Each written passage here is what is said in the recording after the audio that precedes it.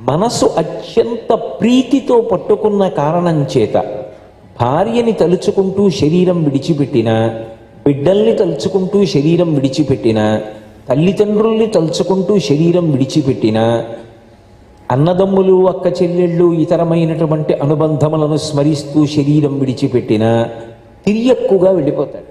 తిరియక్కంటే వెన్నుపం భూమికి అడ్డంగా ఉండేటటువంటి ప్రాణిగా వెడతాడు. ఒక్క గురువుగారి పాదములను కానీ గురువుగారిని కానీ స్మరిస్తూ వెళ్ళిపోయినటువంటి వాడు ఊర్ధ్వలోకాలకి వెళ్ళిపోతాడు. అందుకే గురువు దైవము.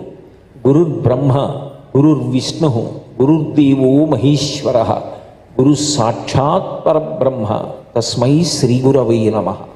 ఆ గురువే సృష్టికర్త, ఆ గురువే స్థితికర్త, ఆ గురువే ప్రళయకర్త, ఆ గురువే పరబ్రహ్మస్వరూపం. తో చూడడానికి వీలుగానటువంటి పరబ్రహ్మము కరచరణాదులతో ఈ